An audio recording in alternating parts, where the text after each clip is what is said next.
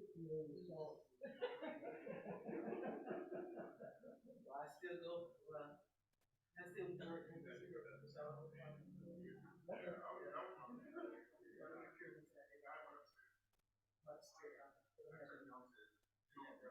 It's wrong.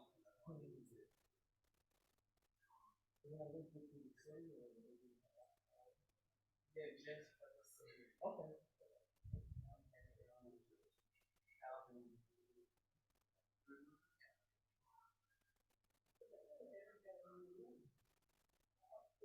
Chandler? Oh, how are we doing slides like forward? Oh, perfect. But you gotta tell Carol on the scroll because I had to make her PDF, so I knew we were gonna say next slide. Oh, man. Oh, I just had that in the PDF. What's wrong? Go to the max. Yeah, because Google Drive. I mean, but Caroline's got control. We'll have to say next slide. Okay. It's stated.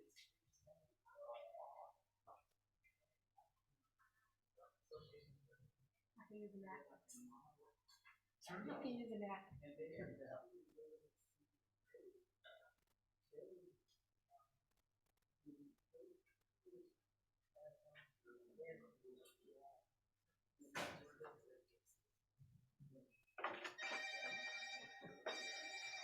Next door down. You're good. You're good. You're good. Yeah.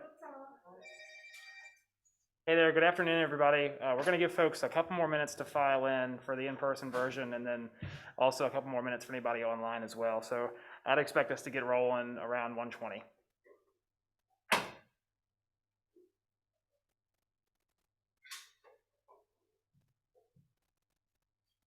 I'm not presenting in my last. I'm just saying that.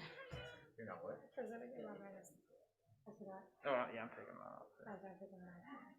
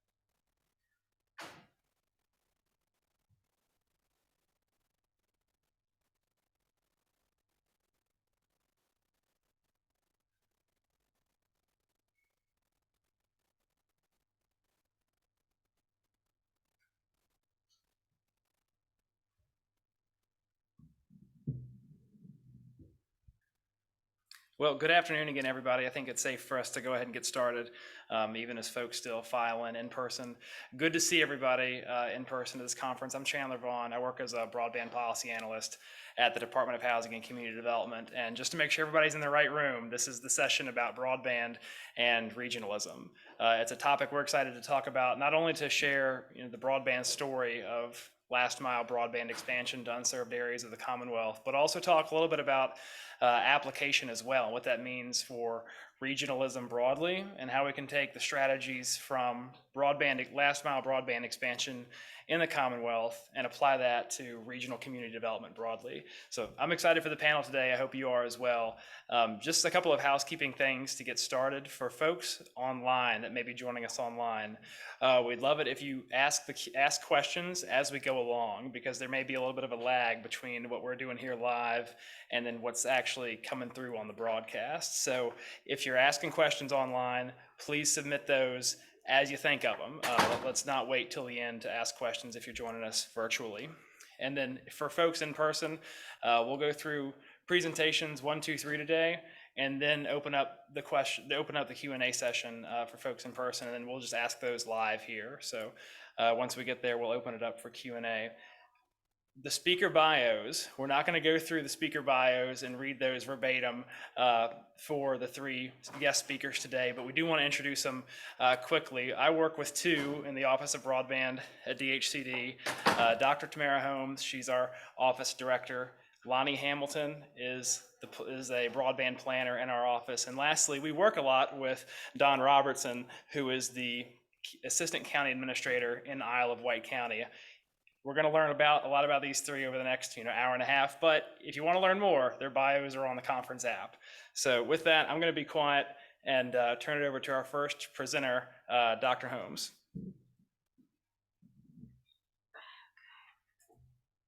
I was going to say good morning, but it's actually afternoon, right? Okay. And Chandler, are you going to keep time for me?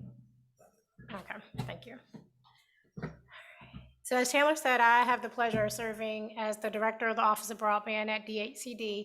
And by show of hands, how many folks are from communities that either lack broadband or has issues with connectivity? By show of hands. Okay, just wanted to get a sense. I know Janet's from Pulaski, yes. All right, so I'm gonna go ahead. I'm very clicking this way. Nope, in that way. Am I clicking? No, it's not working. Oh, it worked. Okay. So some of the challenges of broadband. I'm going to take this quote from the Governor's Chief Broadband Advisor, Evan Feynman. Broadband is a math problem. So some of the challenges around broadband expansion, not just in Virginia, but across the country, is really in rural communities. We've got low density population. Then we've got limited potential with folks being able to pay for the service. And then, of course, the companies it's down to the mighty dollar. So one of the challenges around broadband is because the companies just don't want to make the investments because the return on investment may not allow them to meet their bottom line to cover their expenses. The other problem is that we do have a broadband map. Many folks know that, many folks don't know that. We actually have a map that's been in existence since 2008. However, the map actually just takes federal information, and we take the information from the Federal Communication Commission, and then we remap the information in partnership with Virginia Tech. And we actually, and I'll share a little more in details, we're in the process of building a new state broadband map. So you guys will learn a little more about that this afternoon. And then one of the things that always comes up, and as Chandler said, we've had the opportunity to work with Don in Isle of Wight County, is you don't know where the internet service providers are. You typically know where your main providers are, but you don't know where there might be fiber that's in the ground that could be used to expand broadband. Most providers, they consider everything proprietary, so they keep a lot of the information private. So those are the 3 primary challenges to broadband. I'm gonna click somewhere. Oh, there it is. So broadband expansion is a team sport. And we'll share with you throughout the presentation this afternoon how it is a team sport. And I just want to share this quote with you all. I have no idea where I'm clicking. Oh, there it is. So the key to community success is the habit of working together, not the incident of working together. So for those of us who work in community development and housing, you have to build partnerships with people across the borders, boundaries. A lot of the work we do, no boundaries. Affordable housing is an issue across the board. Lack of broadband is an issue across the board. So I just want to share with you that we really have to be strategic in developing partnerships for our communities to be successful, not just in addressing broadband, but in a host of community development priorities. All right, so Virginia's broadband goal, I should have given you guys a quiz on this one. So broadband connectivity has been a top goal for Governor Northam since he took office in 2018. And back then, we estimated about 500,000 locations were unserved in the Commonwealth of Virginia. And Governor Northam, actually, we set a goal of having universal broadband access within 10 years. So by 2028 was our goal for having broadband. And you guys probably remember the governor made a really great announcement back in July, and I'm going to share that with you momentarily. So the Virginia broadband goal to date. So right now, since 2018, we've actually closed half the digital divide in Virginia. So right now, we estimate about 233,500 locations still lack access to broadband, and that's due to $140 million in investments in state funding. In the state funding investments, we hear a lot about the Virginia Telecommunication Initiative, which I'll talk about momentarily, which is known as the VADI program, but we've also made investments through the Tobacco Commission as well. So $140 million have actually been invested in broadband. And then VADI, which started back in 2017, actually under Governor McAuliffe, we started out with $1 million. And since then, our budget's increased to $50 million a year from the General Assembly. So we've gone from $1 million to $50 million being invested in almost 5 years. And then the announcement I talked about earlier, in July, the governor down in Abingdon, Virginia, made a monumental investment in broadband. Governor Northam proposed $700 million in American Recovery, I was about to say the first stimulus, but it's American Rescue Plan. Sorry, I've been around for a couple stimulus plans investments. So he invested $700 million, and the General Assembly actually went ahead and passed that. So we have $750 million to deploy broadband in Virginia. And then the goal, remember I said the goal was originally 2028. It's actually been moved up 4 years so that by 2024, the goal is to have all the funding we've got to make folks whole with giving them access to broadband. So, and also just a tidbit, because I know the governor's budget hasn't come out yet, he is proposing $100 million as his outgoing biennium budget. So we're looking at $750 million we currently have allocated for our state broadband program, and another $100 million to close the digital divide in Virginia. So our approach to broadband expansion. So our approach is three tracks. So it's around planning support, which Lonnie will talk to you about that momentarily. It's around policy solutions, which I'll share with you in a few minutes, and then directing grants to public-private partnerships. So remember, the purpose of this presentation is to talk about regionalism and broadband.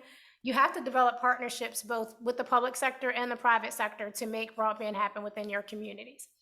And we actually have a body that we call the Commonwealth Connect Coalition, and it's made up of 130 members from different walks of life. We have Amazon, Facebook, Walmart, we have different foundations, and all these folks are working together to work along ensuring that we have funding for universal coverage in Virginia.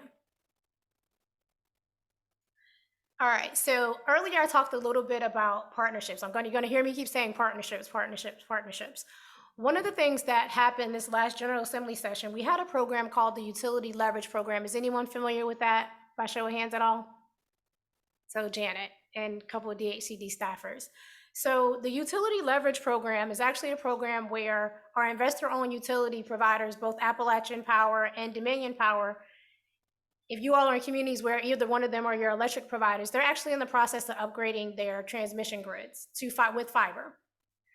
As they're building out fiber, they actually have the ability through this legislation that was made permanent this last session to lease the excess fiber. So remember I said broadband is a math problem, and broadband is really expensive to deploy. So by the electric utility companies being able to lease excess fiber, it brings down the cost of deploying broadband within communities. So this is actually legislation that allows Dominion to partner with an ISP, allows Appalachian Power to partner with I keep saying ISP, Internet Service Provider, because we use a lot of acronyms in government, to lease the middle mile and then provide last mile service to many communities. And so right now we have 7 counties that are currently working on those types of projects.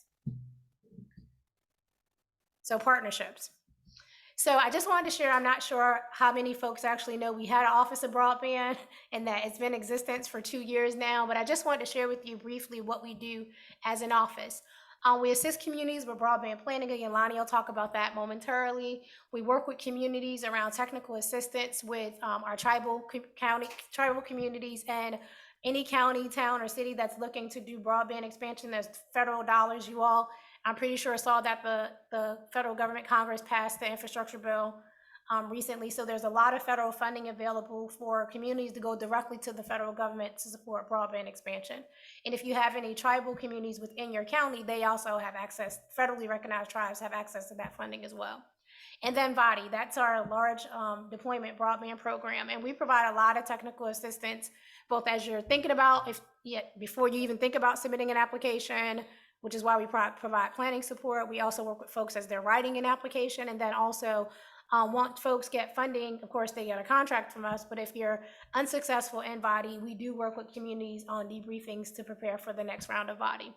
And then oversight of a state broadband map. So we do actually have funding where we will be building a state broadband map. We're actually in the process of building it now with Virginia Tech.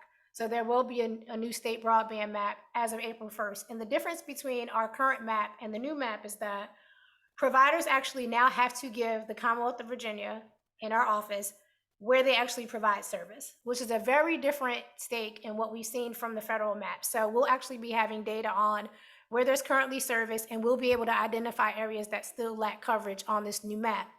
Unfortunately, we have to keep the locations confidential. However, the mapping will contain, the data will be aggregated so that we can work with communities around identifying areas.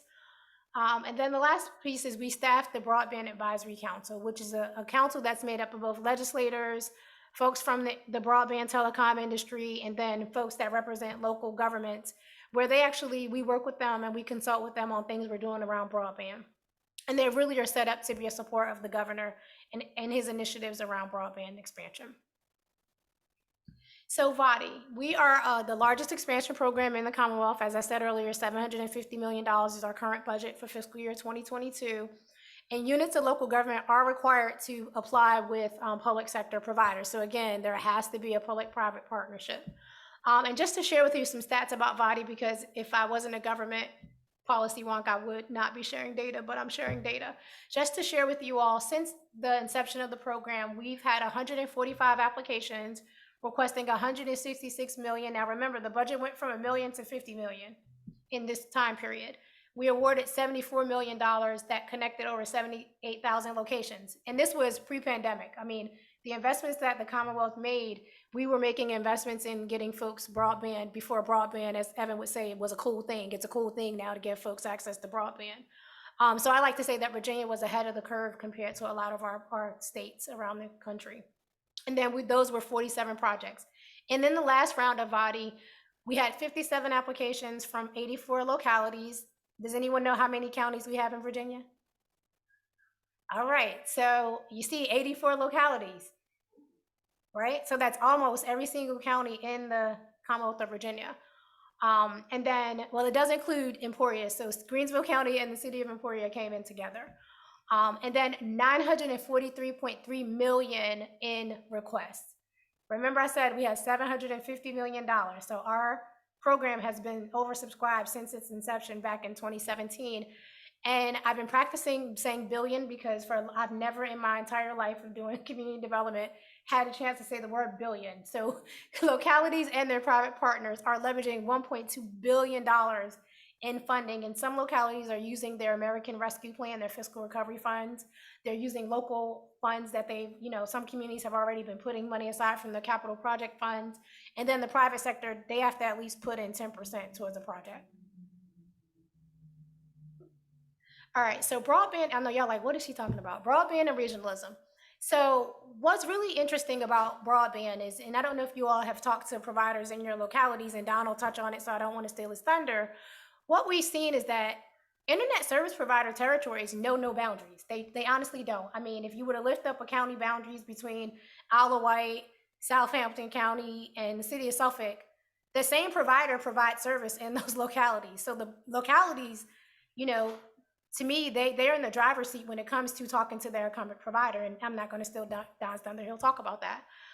Regional planning efforts also often reduce costs and accelerate implementation. Again, if you've got your one provider, remember it's a math problem, they're looking at your county, you don't have a large population, the population density is low, To attract them to come to your county to do broadband expansion, you all are going to put a lot of money on the table to make the math work.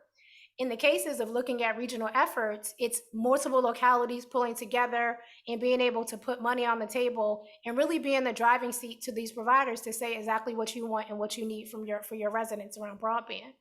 And then what we wanted to share was that approximately 2/3 of the funding requested this round of VADI were from regional projects, which isn't something we had always seen within the program. In the previous rounds, we may have received 1 or 2, maybe 3 applications from localities partnering together. In the most recent round of VADI, 2/3 of the application that came in, and I'm not talking about like boundaries with a PDC. Some of them are within a PDC boundary. Some of them are a PDC pulling in another locality that's not part of their PDC region. I mean, I can tell you how many calls we had with PDCs, and they'll go, well, we've got these counties in our region that want to apply, but then our neighboring county wants us to pull them into our application. We don't normally do that. And we were like, you can do that. You need to do that because that's how you're going to make the math problem work for getting not just access within your region, but your neighboring counties. Remember, and Don will talk about it, these providers, they're all over the place. I mean, I can see it because I'm amongst family. I have Comcast. I live in Chesterfield. Comcast is all over the metropolitan Richmond area. So there's power in numbers. So to just kind of talk to you, bringing it back to regionalism and just community development, there's a host of community development priorities that localities are addressing. Broadband is just one of those things. I know affordable housing is one of the things that comes up a lot. Infrastructure with water and wastewater comes up a lot from localities. So I just wanted to share a little bit of how localities get to think about partnerships with their neighboring localities.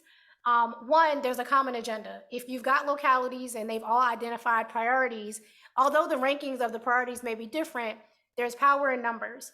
So one of the things that is important is developing a common agenda, having a common understanding of the problem, being willing to have a shared vision. Again, for broadband, it's making sure your residents get access to broadband, and developing a strategy or action plan. And that's where our staff at the Office of Broadband comes in, because we have planning staff that can come out and help communities and regions think through what is a strategy and how to implement that strategy.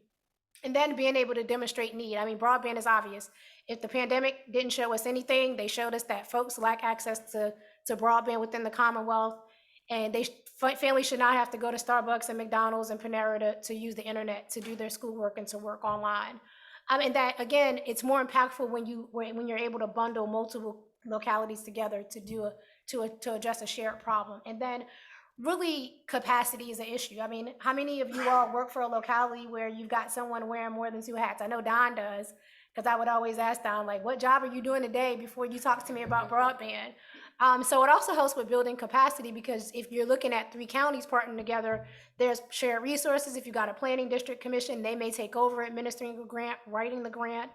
And then also just pulling together resources and skills. Each locality has different skill sets that can be brought to the table, because we do require, when funding, if you've ever worked with DHCD, we require 2 things: spark plugs, which are community residents who are your cheerleaders for your projects, and project management teams.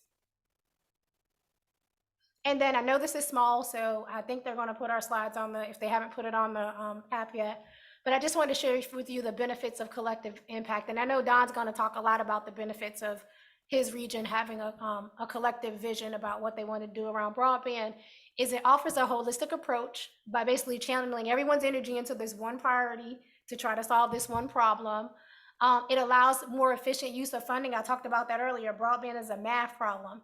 So what you're looking at is you're pooling your resources between the units of government. Sometimes the school districts had funding. They might put some money on the table because it's their students that would benefit. So looking at an efficient use of resources, opening channels to access additional funding. These localities came in together. They pooled their money and they came in together for state funding for VADI. And then you're leveraging limited resources. Until the American Rescue Plan funding came out for the fiscal recovery, localities didn't have a lot of money to support broadband expansion. This funding has allowed them to leverage this together and come in for state funding. And then driving alignment, it reduces duplication. So if you've got 3 different counties talking to the same exact provider, the provider's often gonna pick the county that, we call it cherry picking. They're gonna pick the county that has the most dense out of the 3, and they're gonna focus on building a project with them. However, we will tell you at the state, we don't like cherry pick projects. So we definitely want to see projects that are universal in nature. They score better, they're more cost efficient, and the job gets done in one fell swoop. We're funding a project and all localities are benefiting.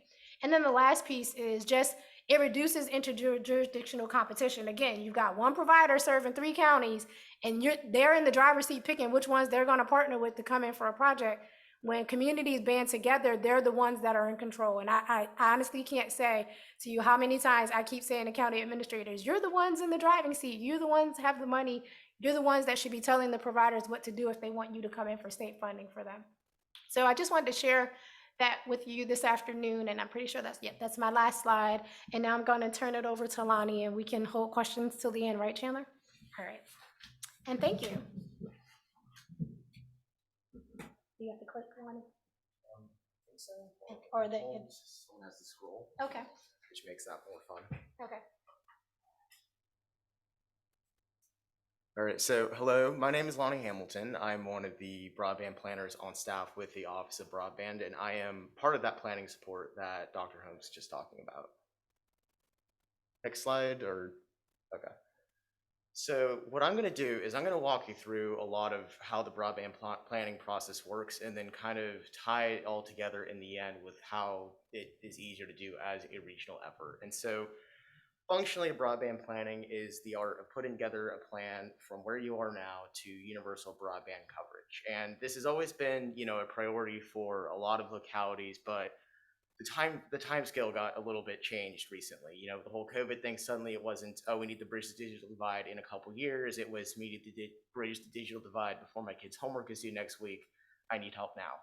So we kind of laid out these key goals, and it starts with identifying the existing internet service providers, or ISPs, and then from there identifying the existing broadband deployment funding that's been put out there. The federal government alone has invested billions of dollars across the country in broadband deployment. They've been doing it long since before the pandemic, but oftentimes localities can be in the dark about it because most of the time there's no requirement for the ISP or the federal government to really talk to the locality at all. And once you know which ISPs you have in your locality, and you know what kind of funding they've been given and where that funding is allocated, you can start to look at what gaps remain and where service is still needed. And then once you know roughly where you need to provide service to, you can figure out how to actually get it there. And so in terms of resources, we have staff of the Office of Broadband. We love to help all the time. Planning support, GIS, which I'll get into a little bit later, and engineers, which is really thankful because numbers scare me and I don't know how any of the fiber works.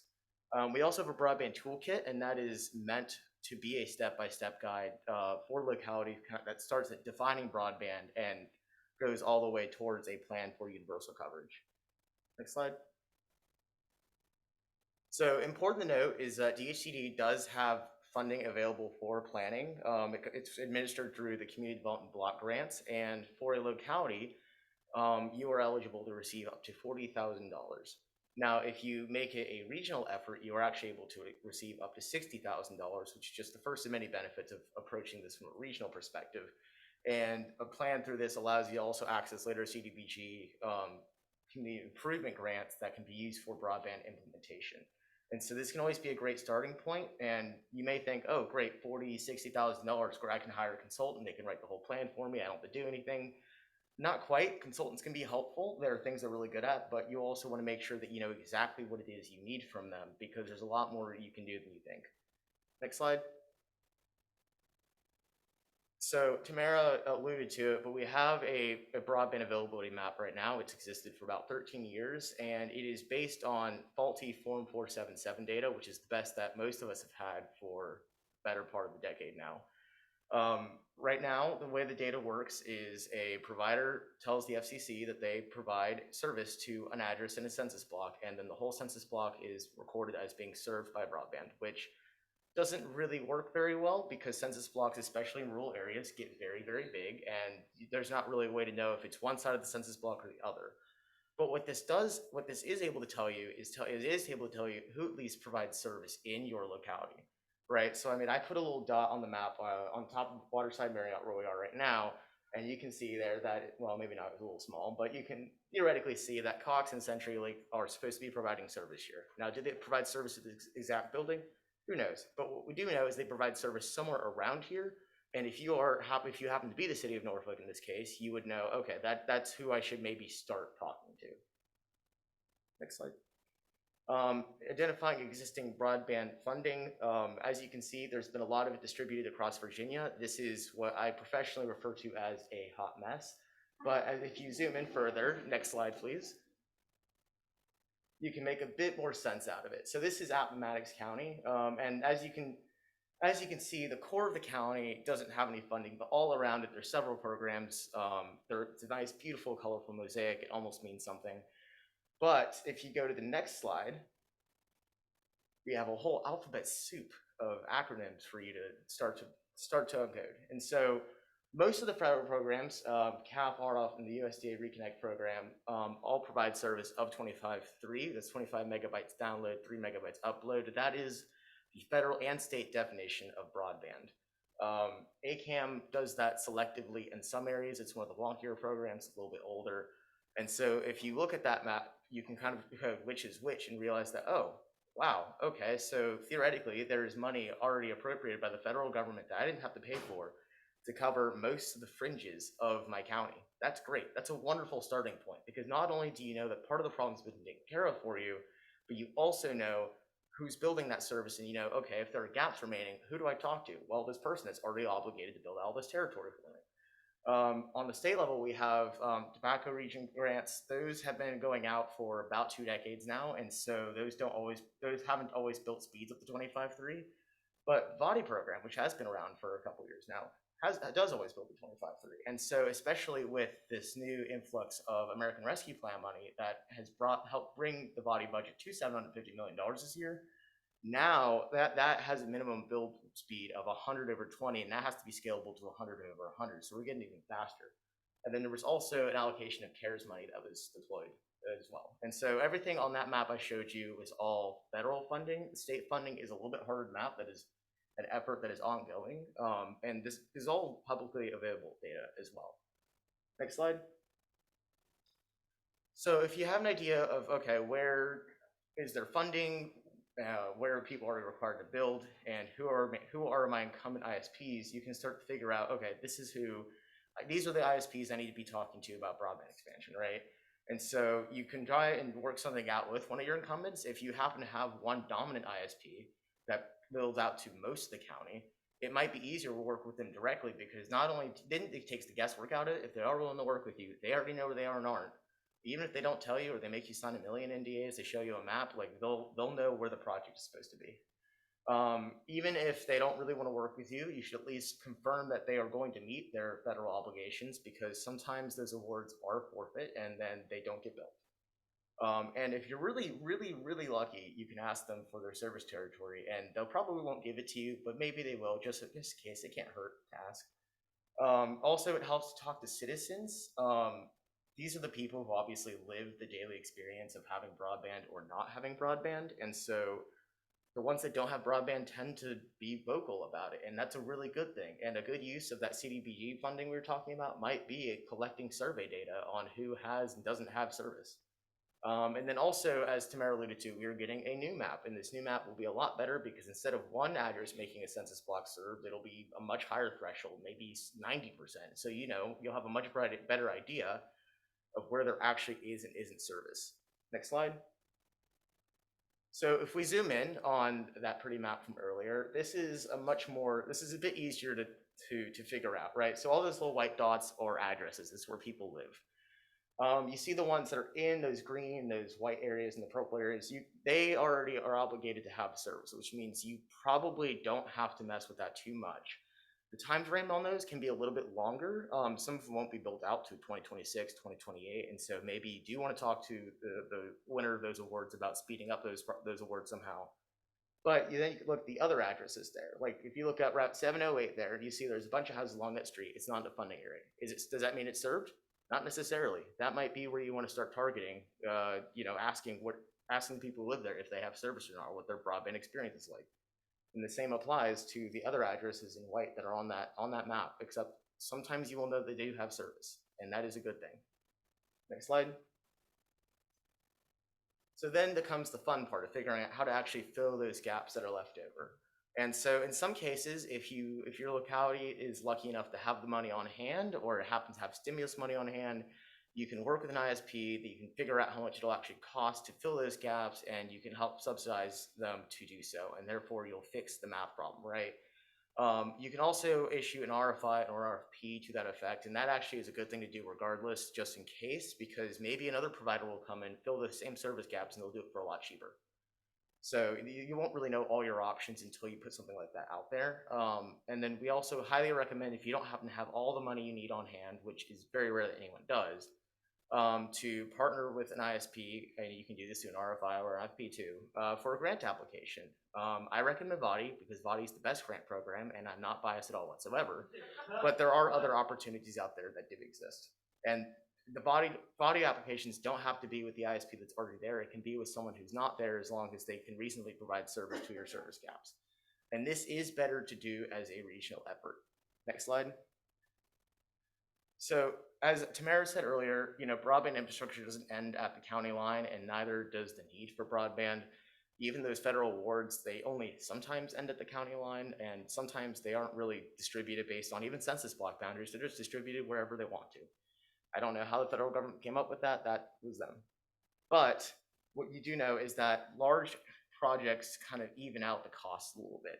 Some terrain is cheaper to build on than others. And so if you have certain areas that are more expensive to build out, if you try and go it alone, they may not make the cut for a grant application because the cost might just be too high. But if you compare that across a large area and even out those differences in terrain, it'll get a lot cheaper for everyone.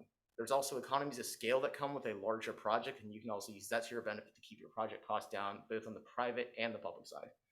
And also, regional projects can just leverage more funding.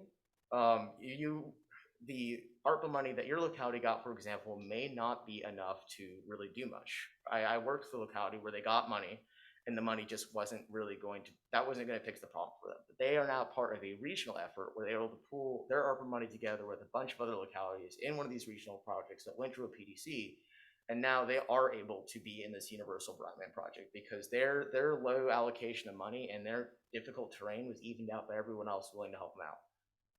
Also, as I mentioned earlier, CDBG funding also does allow you they will also give you more money if you are part of a regional effort. And so also it is literally just more people to do the work. As Tamara said earlier, a lot of localities are only a handful of people who are wearing 7 different hats on a given day, depending on what needs to be fixed. And so everything I've laid out, it's not impossible, but it is work, and someone does have to do it, right? And so it's a lot easier if you can utilize resources at a PDC or even 2 PDCs, or if you can reach out and share the workload between other localities.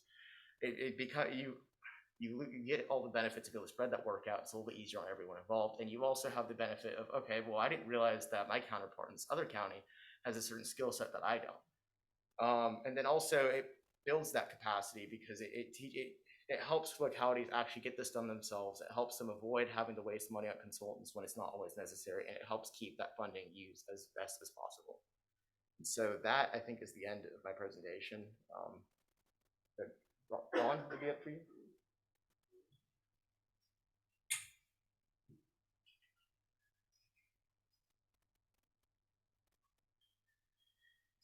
Good afternoon. I'm Don Robertson, and I'm with Isle of Wight County. And I know Tamara said she wasn't going to steal my thunder, but she stole all of it. No, I'm just kidding. That's what we enjoy at the end. We really have. That's not a bad thing because you're going to hear some things that all 3 of us are going to probably say kind of over and over and over again. Because they're extremely important, and I think they're going to be extremely helpful to you. Next slide. For Isle of Wight County, or can I? Oh, okay. When we looked at broadband, obviously as a community, we looked at what were our needs. You hear things from your citizens. You hear things from people that you see in the grocery store, in church, at school. And there were a few things that really jumped out to us. One was obviously education. We were hearing it from our schools that broadband was desperately needed. Pre-COVID, we were already hearing that from our schools.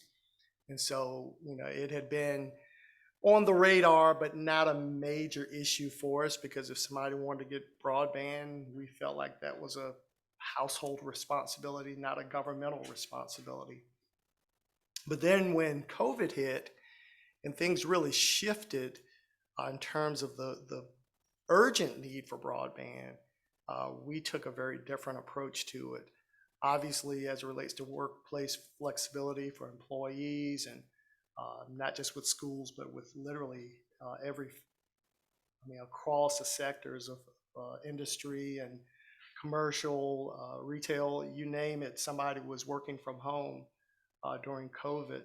And that began to impact our ability to move forward on some of our economic development objectives.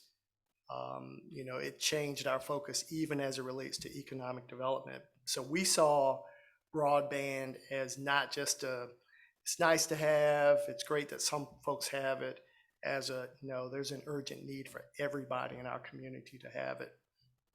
And lastly, the one thing that we looked at that just kind of blew our minds, but it came about as a result of some changes within the tax laws, particularly in Virginia, but there was some federal litigation that created an opportunity for communities to get sales tax revenue based on internet sales. And so I encourage you, if you're from a community, to go back and talk to your commissioner of revenue, your treasurer, talk to somebody in your budget or finance office, and ask them if they've been tracking sales tax revenues over the last 2 or 3 years. My suspicion is you're going to see a huge increase in sales tax revenue since COVID has come about. And so one way to continue to enhance that and to make sure that your community is a participant in that is to have broadband access. Next slide. Isle of Wight is we're a fairly rural community. We are on the western fringe of Hampton Roads. So when I go to places and they ask me where I'm from, I have to tell them I'm close to Norfolk, I'm close to Virginia Beach, or I'm close to Newport News or Hampton or somewhere. But we are a part of Hampton Roads. Our population is a little bit over 38,000. So we are a fairly rural community. We're 320 square miles in and of ourselves. Next slide. But when we looked at our application, not this current application, but last year's application, again, we took our approach from a singular perspective, only looking at our 38,000 residents, our 320 square miles. We were pretty myopic in terms of our perspective on broadband. And so we actually thought we were in a great situation because we had 2 providers. Charter Communications provides the bulk of broadband in Isle of Wight. But we had a new player in our community called Rural Band, which is actually Prince George Electric Co-op. So if you have an electric co-op in your community, you might want to talk to them because they may be venturing into the broadband business, and that would be a really good partner for you to consider. That said, Charter is kind of the large corporation here. Rural Band was a small but up-and-coming group. And Rural Band, different from Charter, they actually had success in one of our neighboring communities in getting VADI funding the previous year. And so we were like, wow, we've got kind of the best of both worlds. We've got a successful small company, and we've got a behemoth that certainly should have the resources and the wherewithal to help us with this grant process. We convinced our local officials to look at our budget, to consider the impact of broadband, and they put $1 million on the table. And we thought we had it going on. But we were struggling because we had a severe lack of data.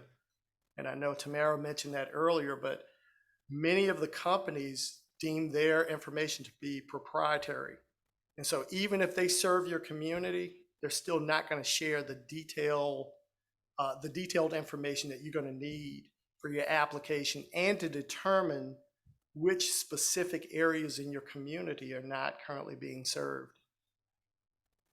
And so when we looked at that, one of our struggles was to get a sufficient number of passings. Now, generally speaking, a passing means that, that broadband, that fiber optic cable or that coax cable, or I guess even from the standpoint of wireless, those are the number of homes that can be served.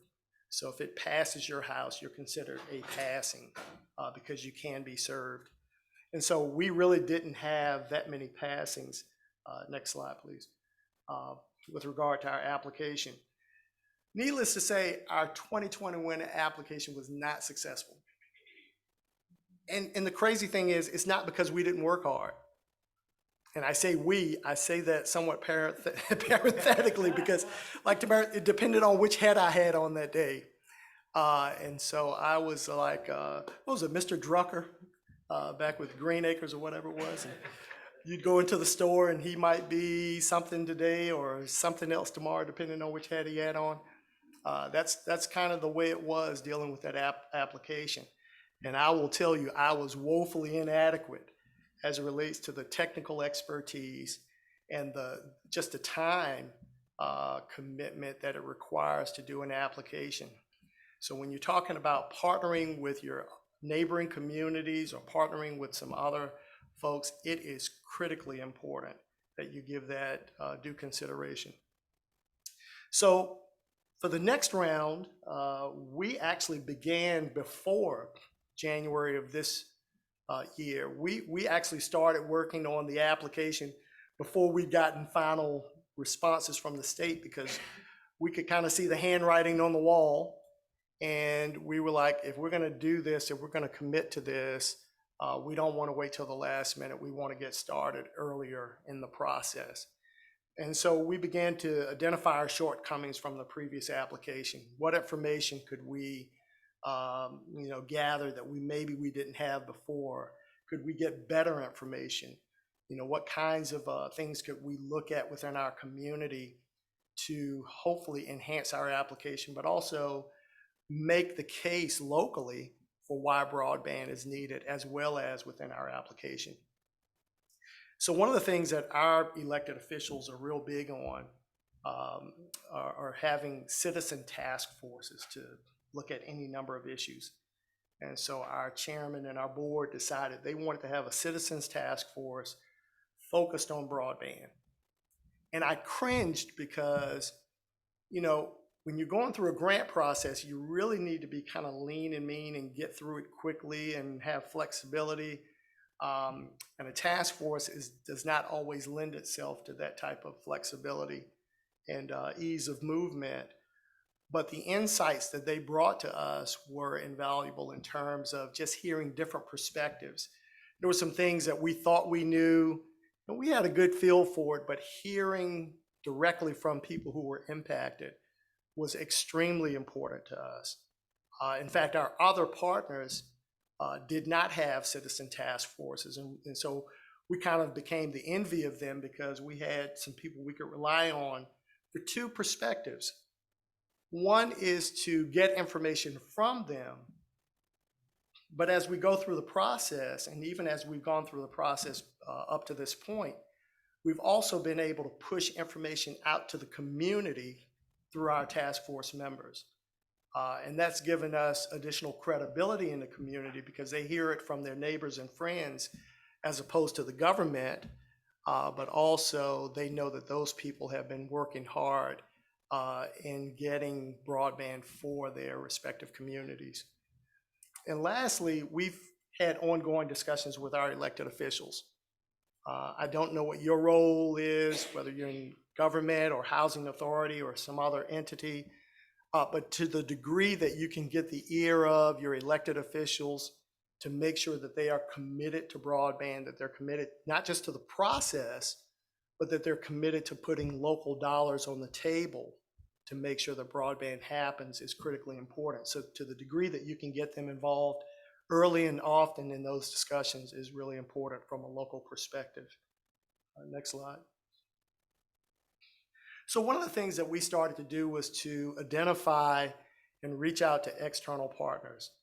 In the previous year, when we were not so successful, you know, we were kind of leaning on our neighbors, and we were all having, you know, pity parties together and just talking about how difficult the process was.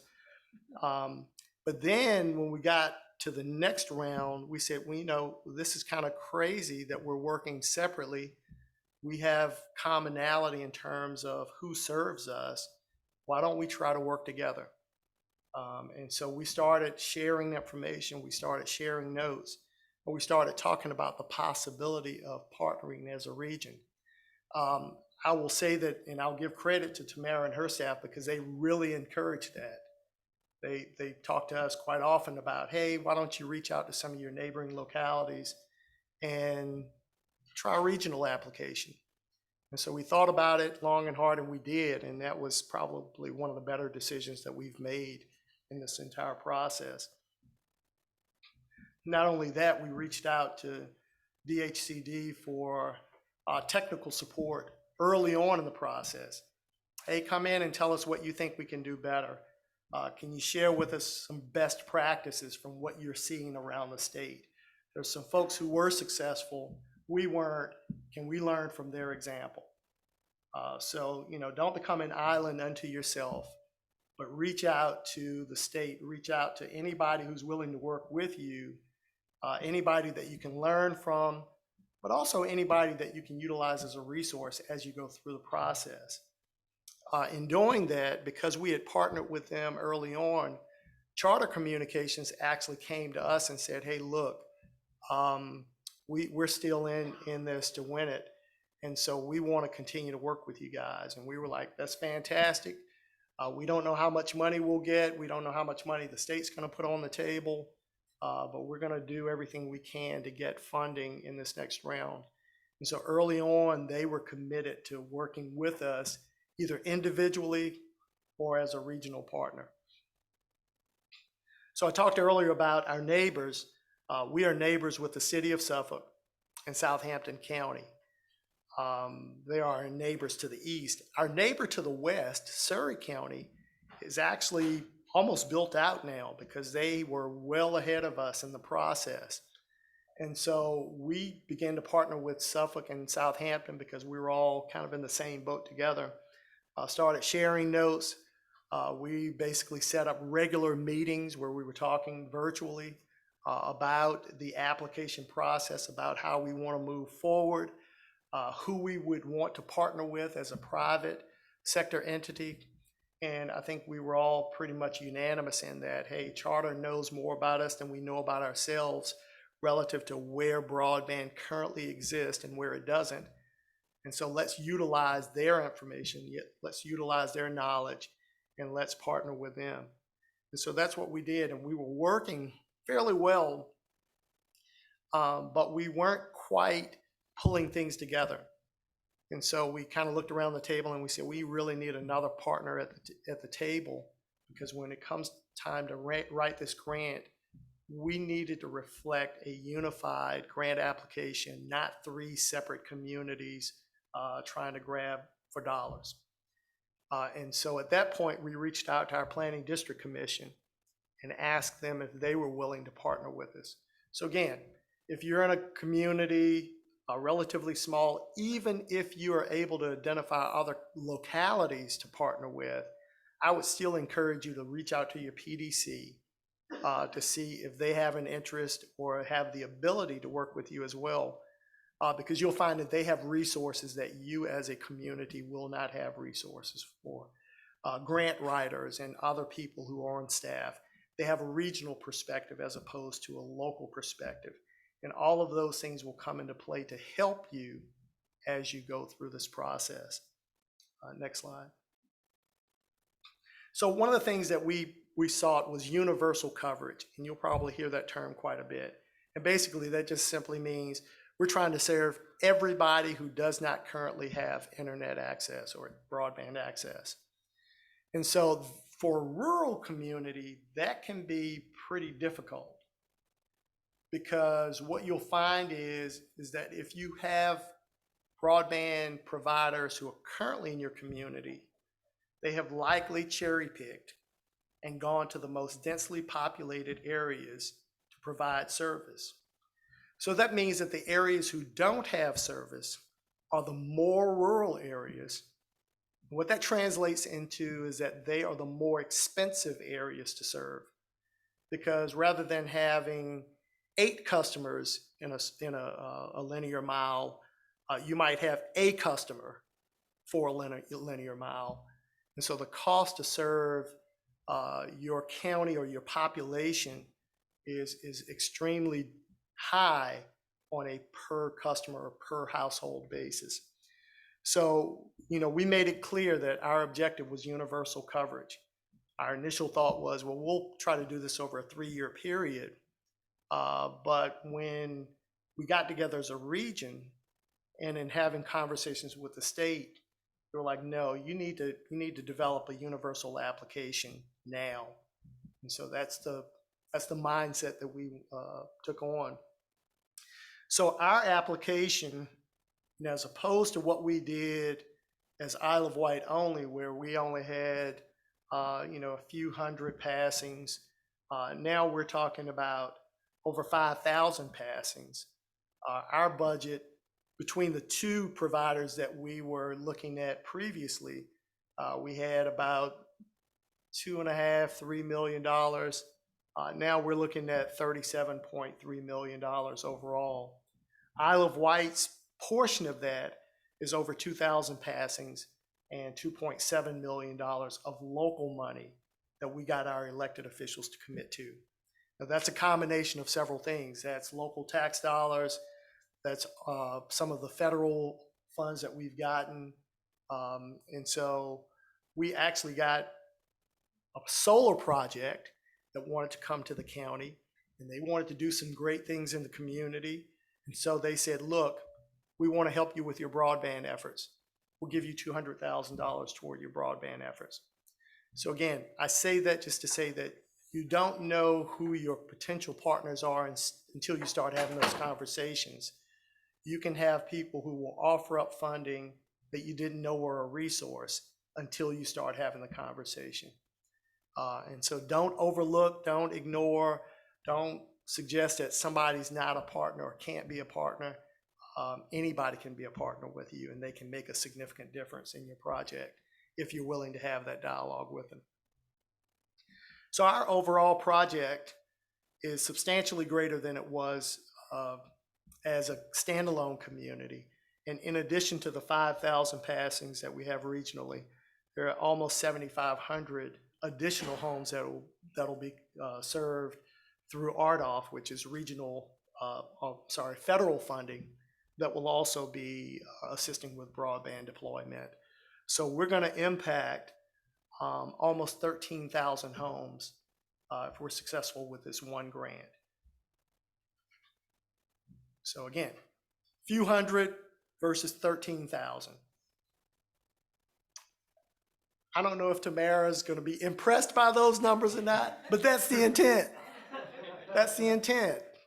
We can make a small difference. The governor has some very aggressive goals, and you're not going to get there by onesies and twosies. You're going to have to get there by the thousands and tens of thousands. And so that's the intent in this process. And for most small communities, you're not going to do that by yourself. You're only going to do that if you're regionally partnering with those communities in and around your area.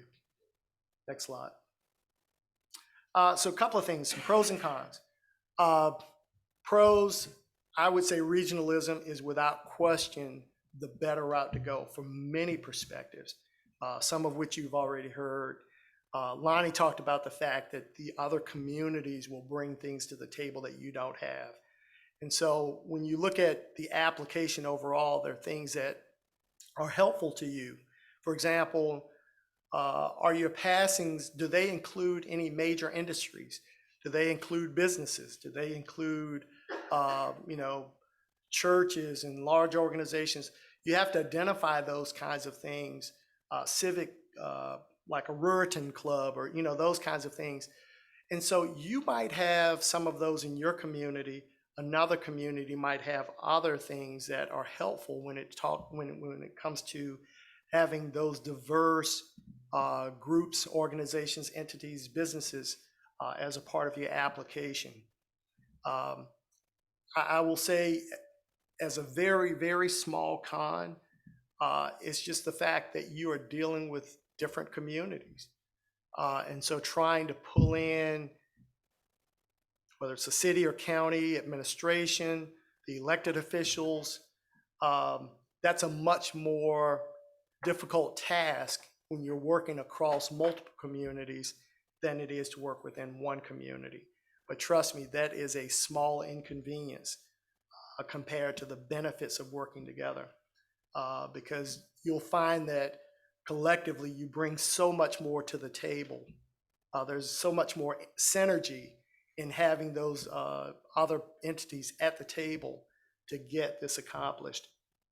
One of the keys to that is to have communications with all of your partners. And I don't mean once or twice, I mean ongoing. So one of the things that we did was to set up regular meetings where we would get together and just trying to keep each other current. We'd make assignments. Hey, we need you to get this part for us. You get the other part for us. And then we come back together and say, hey, I got mine done, or I need some more time to work on that. That communication as a part of the process is really important.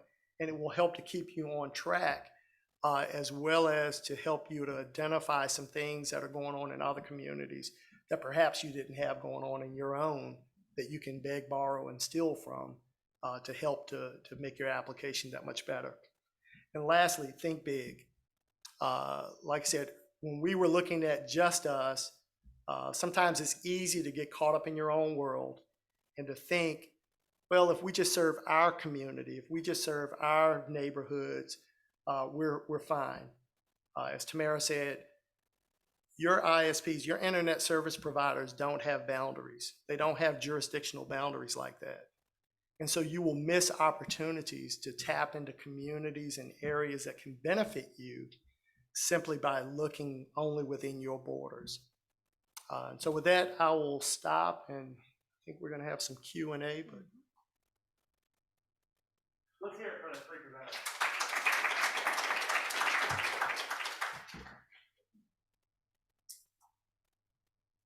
So as promised, we're going to move into the Q&A section of today's panel. But so the way we'll handle this is folks online, just as a reminder from earlier, please, if you're sitting on a question, holding a question, please go ahead and send those in now, just to allow for some potential lag time between you pressing submit and that getting to the app here we have in front of us. But we've got a question online already, a couple, and then we'll open it up to folks in person. The first question online is, other than broadband, how do you see or hope to see communities acting regionally as we recover from the COVID-19 pandemic?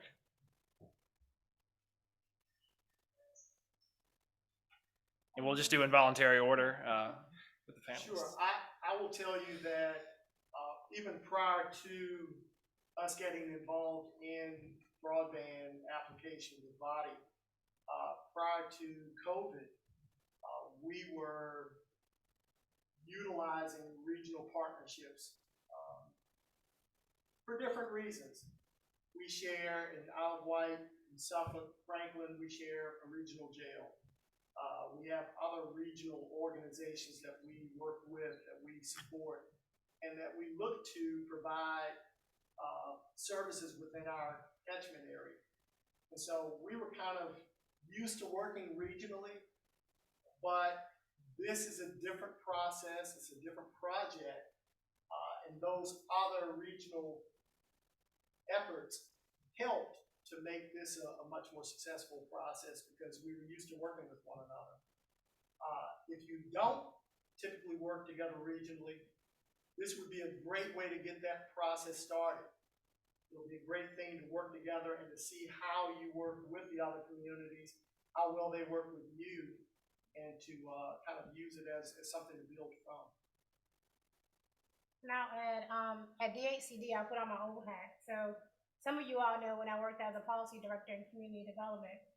So if you are a community that's eligible for state community development block grant money, DHCD, we actually incentivize regional projects. So let's say you've got 2 towns, or you got a county in a town, or in Southwest Virginia, it's really popular where the water system or the wastewater system in the town has been previously funded by DHCD or USDA, and it starts to age and fall apart, and then your PSA, which is your Public Service Authority, says, hey, we'll take that over for you, but we need some money.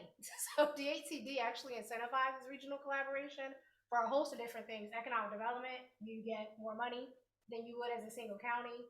For water and wastewater, we have a $2.5 million pot of funding that if you're looking to develop a regional water or wastewater system by, I don't want to say the word consolidation, by developing a regional effort around water and wastewater, you can get up to $2.5 million. Actually, there was a grant award announced last month in Southwest Virginia where Russell County and a couple of the towns are pooling their resources to do wastewater.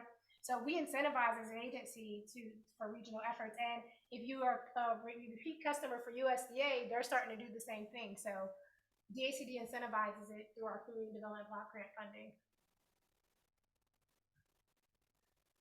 And then also, a lot of the maps I showed you earlier, the broadband effort, that was all GIS, right? And a lot of localities have reached out to me and said, hey, we don't have GIS. We don't have a person who does it. It's really expensive. Even if we did have someone there, like, what do we do with it? And so if you partner with multiple localities, chances are even at like the level of PDC, there will be someone with a license for GIS or they know how to use it, and then you can find the money for a license. And so a lot of what I was doing, a lot of those maps I showed you, that was all publicly available data. And there's all kinds of very useful publicly available data that you can use. So even if you don't necessarily have a shapefile that has every single parcel in your locality, you can find good uses for that. And then you don't have to worry about having to teach to someone or having to buy it yourself. You can pull it together because, one person can do that work for all of you need to. Questions from anybody in person? Yes, can you tell us who you are, who you represent?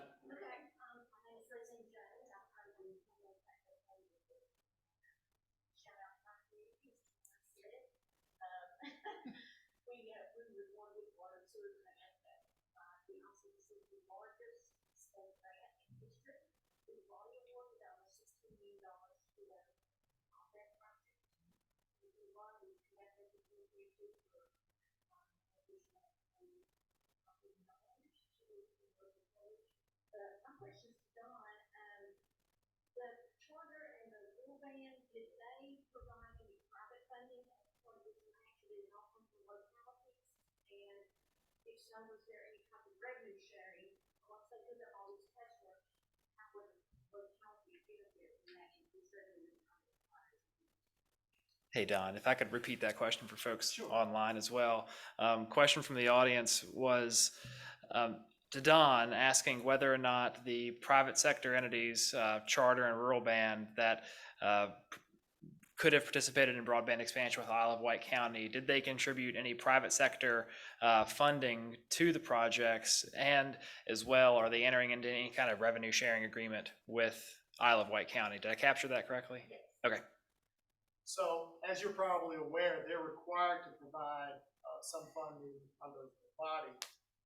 So in this current application, the communities, I think collectively put up about $6 or $7 million. Charter also has put $7 million on the table. And so yes, they did provide private funding for their effort, as well as a lot of the technical expertise that's required to get the application out the door.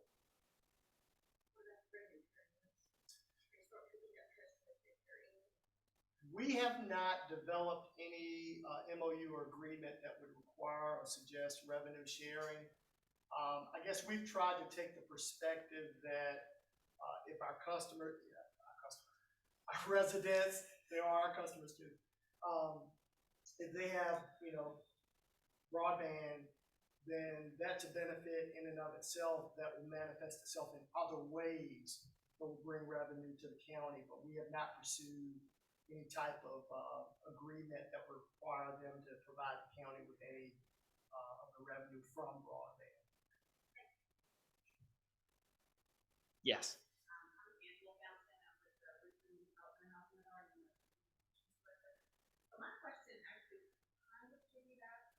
the last question, but it was the number of services assumed, with providing, making broadband available. I mean, obviously, you come and do it without some kind of understanding of how many services they, potential that they have. Is that something that discussed as well? And quickly for folks virtually, sorry for this process here, but just to repeat for folks online, the question was, what was the level of agreement between the county and the broadband provider pre-project? What kind of services would that ISP be offering for folks in the community if they were to be awarded the project? So part of that is knowing who your internet service provider is. If it's somebody that's already existing service provider, you kind of know what they're going to provide. If it's someone new, you may or may not be aware, but basically, they're going to be providing a full array of services to all of the customers in terms of universal coverage.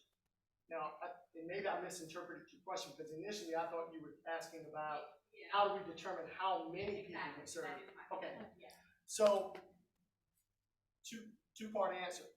The first time around, we kind of took a guess because we could not get Charter to give us that detailed information. They took that as proprietary information and would not share it with us, would not share it with anybody else. And so we kind of looked at maps in terms of our GIS system, kind of looked at where we thought people were being served and where they weren't, and tried to make an educated guess based on the limited information that we have. Second time around, we partnered with Charter. And so they provided the numbers to us to say, these are the number of people that we can serve in your community who are not currently being served. I will tell you that was a courageous conversation with them, because they did not want to share that data with us. And we had to have some heart-to-heart conversations about how we would move forward as partners. We didn't need to know all their data, but we did need to know enough to get the application completed accurately to get it out the door. So that was still a difficult process. And I would say, remember, broadband is a math problem. So, the providers, in order to make their return on their investment, they've got to get customers, right?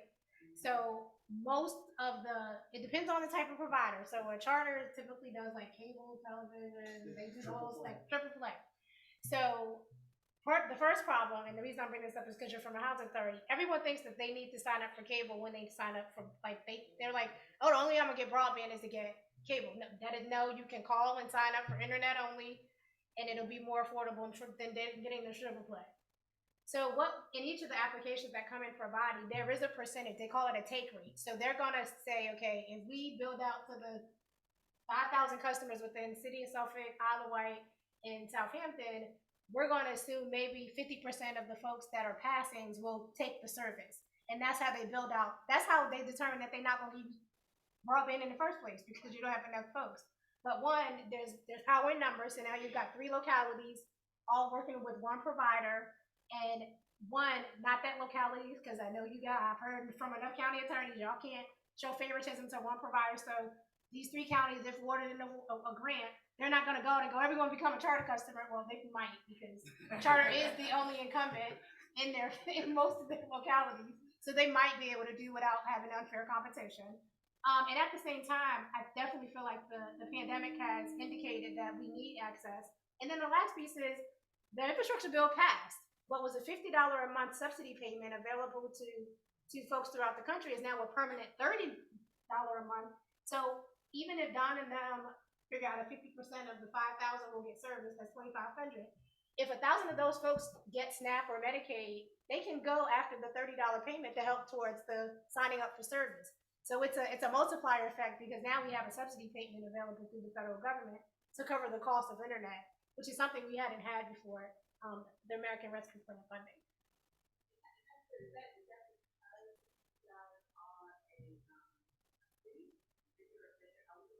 No, every person that gets SNAP, Medicaid, Medicare, I can't remember all the social services benefits. The problem is the burden is on them to go find the money. However, stay tuned for the next General Assembly session. There may be a proposal coming in to figure out how to fix that problem in Virginia. And that's what the next question online is about too for Tamara. Good transition there. Infrastructure is key, but another significant barrier is affordability. Can you address how affordability is being factored into the statewide strategy? Sure. So there's two problems in the broadband space. There's the lack of infrastructure, which is mostly rural communities. Then you've got the affordability. So in Body, we incentivize for point scale, like what are you doing to make sure your low mod income residents get access? So once we build it, how will they afford the service? So I will give you an example, and he talked about Surrey County. So Surrey County partnered with the Electric Cooperative Broadband, and Surrey County, remember, driving seat locality. They said, oh, you want us to go for Body money? Well, we're gonna need the following things from you. You don't offer a low cost internet plan, we're gonna need that. Like they said, look, we need you to put all these things in place before we click submit and be your partner in application. Again, the localities are in the driving seat, I think, around the affordability. We don't have a statewide strategy right now around affordability because the priority has been access. There are, through the CARES Act funding, there's been a couple of projects. The city of Hopewell, which was actually recently talked about in an article, they actually built and y'all gonna have to help me, staff. It was a citywide public Wi-Fi system, right? Mhm. In the city of Hopewell that they actually own and operate for their residents, and they gave the password to their low-income residents so they'd have access to the service freely. Arlington County did something similar. So what we're starting to see is that our more urban communities, our more densely populated communities, are tackling the affordability issue. So there's some pilots and some best practices out there with the city of Hopewell, with Arlington County. There was another one. Why am I drawing a blank? Yeah, another good example is the city of Martinsville. Yes, Martinsville. Yeah, where they were able to leverage the city-owned fiber, which is not uncommon in metropolitan areas around Virginia, where cities own fiber optic infrastructure. But they used what the fiber Martinsville owns is to then expand last mile affordable networks. They launched a fixed wireless component of that, where they were able to serve homes by installing towers and fixed wireless broadband equipment, but also with actual fiber connections to some of the homes in and around Martinsville. So we've seen some different pilots out there. The city of Portsmouth actually partnered with their housing authority to do public Wi-Fi mesh too, to all their public housing properties. And we've actually been in conversation with Norfolk, and I think Chesapeake and Petersburg, they're thinking, Newport News, yes, they're thinking about doing that as well. And they use their CARES Act funding to do that. Some of them are thinking about the fiscal recovery fund as well. Other questions in person? I've got one more online that we need to get to. Let's go to that one. How do we get community organizations and other non-governmental organizations involved in regional planning and thinking? What is that? I guess the one suggestion I would have, primarily based on my own community's efforts, is that you're going to have to do the outreach. Don't necessarily look or wait for them to come to you to partner with you. You're going to have to identify them and go out and ask them to be a part of whatever efforts it is that you're trying to get accomplished, whether it's regionally or locally. Because there are a lot of agencies that want to partner with you, that may want to assist you, but they have no clue as to how to start that process, how to have that conversation, or how they might fit into your plans. And so I would just encourage you, if you want to do that, if that's something you're interested in, to take the initiative and to reach out to those organizations. Yeah, I mean, that's a big part of what I was going to say too, is when you're kind of spearheading this regional approach and whatever it is you're working on, whether it be broadband or otherwise, you're going to have to be the one to sometimes get these organizations to talk. I mean, just inviting to the same table, seeing what happens is a good place to start. And you never know what will come out of that. In the same way that you don't necessarily know who can end up being the valuable partner for broadband expansion, you don't know which organizations that maybe sit on different sides of a county line could do wonders together in any field. You just haven't put them together yet. So you just have to make it happen, see what happens, and maybe something good will come out of it. And I'll tell you what we've seen. I know, so Albemarle County has come in for a different, actually every single roundabout, and they were successful in the previous round. What they're starting to see, and they've come in with different providers because they have different providers. What they've been having conversations with is some of their residents want to figure out how to donate money, like how to donate money to help their neighbors get access to broadband, which I have never heard of in 20 years of doing community development. I've never heard of I've heard of people, neighbors helping neighbors, but never wanting to like set up a GoFundMe to actually help build out infrastructure to their neighbors to get access to broadband. So you're starting to see very unusual configurations of how to develop projects. I know Lonnie has spent many nights, late nights, with communities that have broadband task force and commissions and committees. I won't say the name of the county. My staff knows who I'm talking about. It got to one point I couldn't tell if it was the organization or the county that was calling us because they had this one particular group that just took on being broadband champions, actually took over the work from the county folks, and were the ones we were mostly communicating. I can't tell how many times we presented to the community group versus, I mean, it took like 3 presentations with the community group before we actually heard from the county being interested in coming and providing. So they were the cheerleaders for their community. So often they're out there. We've had HOAs do an assessment to figure out how to match a body grant. So it's your unusual suspects in a lot of communities. Civic groups. I mean, having worked in community development for a long time, broadband has definitely made me understand how neighbors really want to help neighbors around getting access to broadband. Last call for questions. But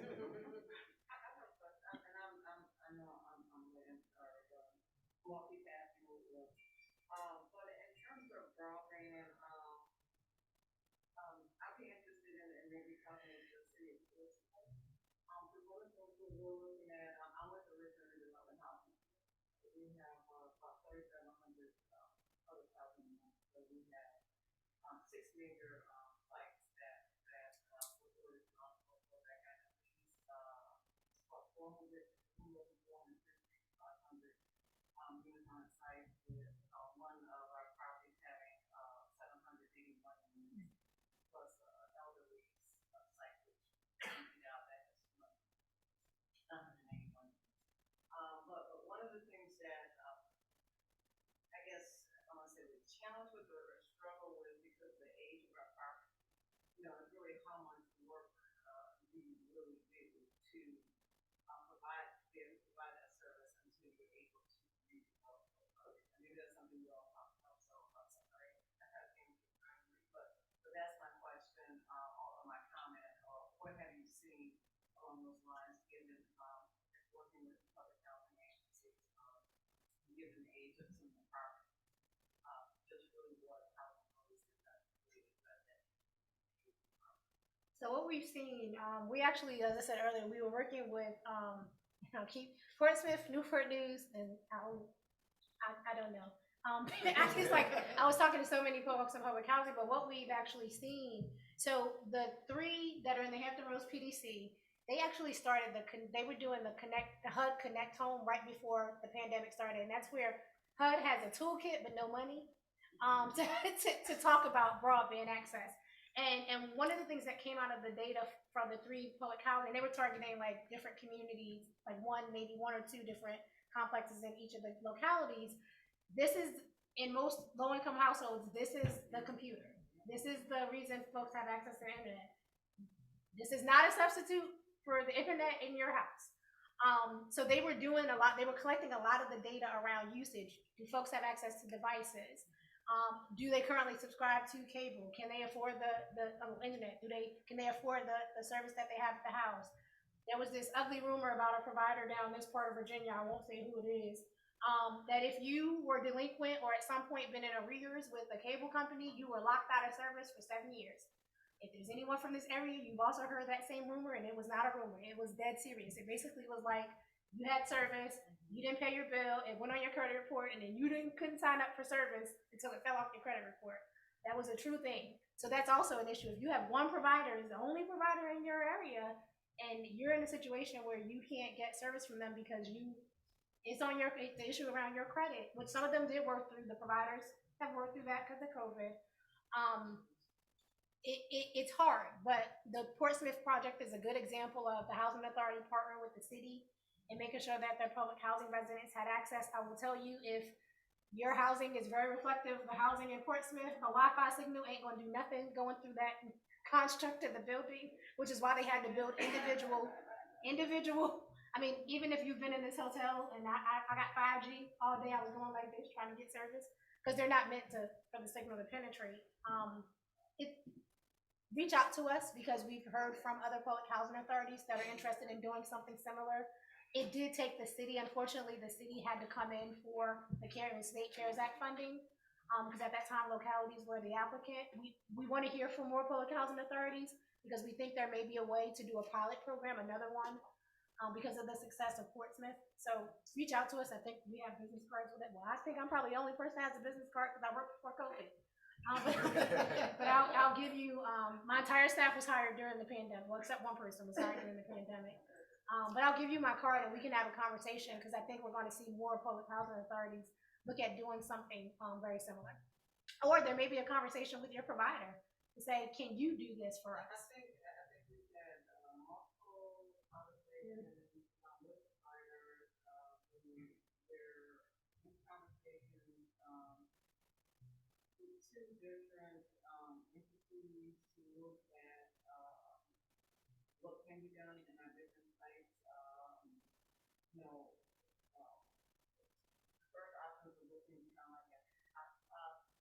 Second option is looking at different kind of, I guess, a mesh option, like similar to can be provide Wi-Fi along those lines, but it's costly.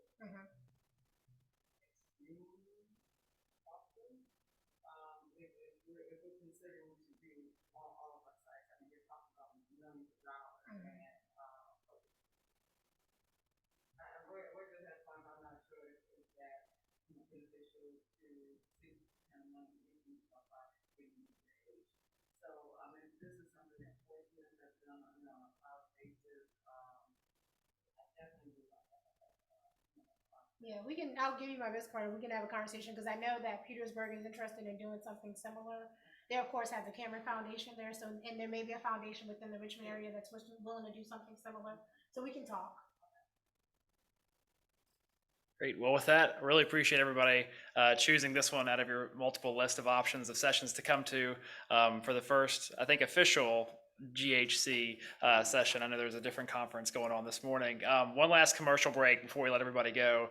Under the app, there's in the menu section, the VA GHC Challenge, associated, with entering a code from different sessions that you go to throughout the conference.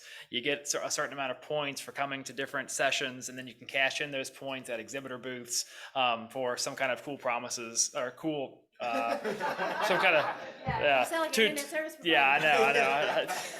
I'm not going into the commercial business, but hey, so yeah, you can cash in these points with some kind of prize at the conference. Anyways, the code for this session is 5 and then all lowercase. Do I get the June too? Yeah. The code is 5FN4FB32. I'll read it again. 5FN4FB32. Cash it in the menu section of the app under VA GHC Challenge and figure out what cool prizes are at the end of the tunnel on this one. DHCD staff, you cannot win any prizes.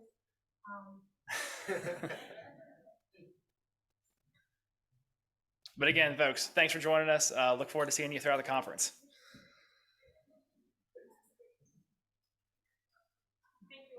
Thank